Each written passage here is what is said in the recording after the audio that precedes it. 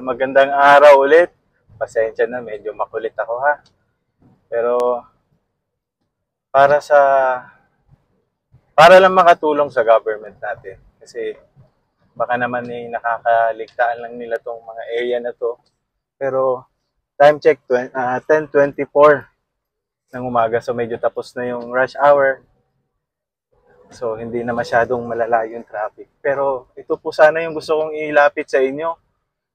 Paanan ng Buendia Flyover going to BGC. Nababa pa lang po yung tubig na yan kasi pahinto-hinto po yung ulan. Which is may bagyo kasi tayo ngayon eh. Sana safe ang lahat ulit. Pero ang punto ko lang po, sana po, ewan ko ba bakit yung flyover, pati flyover, binabaha na po kasi eh. At alam mo, pagka ang isang lugar ay may baha, equals traffic po kasi yan, mga sir. At yung traffic na yun yung pumapatay ng economy natin eh. So kailangan, sana lang, magawa ng paraan na itong Buendia Flyover. Magawa ng aksyon yung baha dito kasi may area dito magkabilaan from BGC to Makati and from Makati to BGC. May area po talaga dito na bumabaha. At itong baha na to ay matagal na po siya eh. Ilang years na ba po araw-araw sa kalsada. Pero hindi pa po siya nagagawa ng paraan eh. Ayan, baha na po na yan. Malalim po yan eh. Malalim po yan. Nasa gutter na po. Sobrang lalim po ng baha na yan. At totoo lang, gusto kong tawagin yung tropa ko eh. Mga tropa ko na alam niyo yung magagaling maghukay ng underground kasi may mga kalokohan.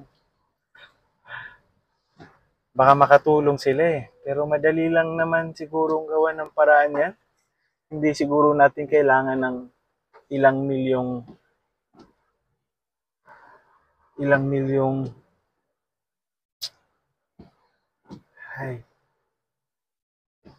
milyon para maayos yung problema kasi ako actually wala po talaga akong alam pero sana makatulong lang. Siguro yung drainage lang yan, yung drainage system po barado na. Yung mga tubo na yan kasi yan yung sa Buendia Flyover sa taas. Baka yung mga tubo na yan, barado na po kasi sila eh. Baka kailangan lang i-unclog o tanggalin yung bara para ma-drain yung tubig ng mabilis. Kasi once na-drain yung tubig na mabilis, hindi na po siya magkukos ng baha. So, na-imagine nyo po yung isang area na yon. Kasi 2 lanes lang yon. Yung 1 lane na yon, iniiwasan po ng lahat yon. Kasi, oo, kung SUV yung sasakyan mo, hindi mo ramdam. Pero kung sedan, motor, or pedestrian, wala naman pedestrian doon. Mga nagbibisikleta, iiwasan po kasi mababasa po talaga eh. Especially sa gabi.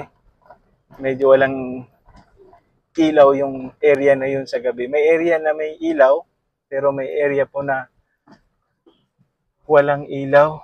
Sana lang makatulong government. 101% suportado ko kayo. So, sana lang lahat ng agencies na pwedeng gumawa ng paraan para maayos yung problema sa Buendia Flyover. Magkabilaan po yan. Mamaya may pupuntahan lang ako. Iikutan ko yung kabila para makita nyo na bumabaha din po talaga yung kabila. I don't know itong traffic na to eh dahil sa baha pero hindi. Tapos na po yung rush hour pero traffic pa rin po. Ibig kong sabihin no,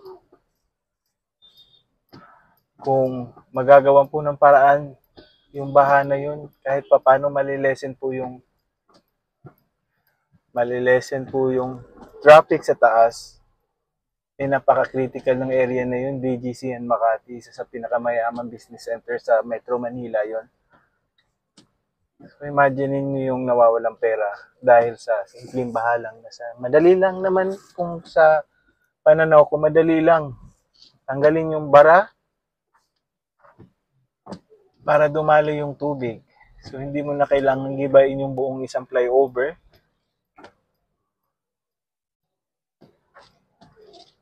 Ewan ko. Sana po may makapansin. Maraming salamat. Ingat po sa ating lahat. Medyo maulan lang po dahil may bagyo.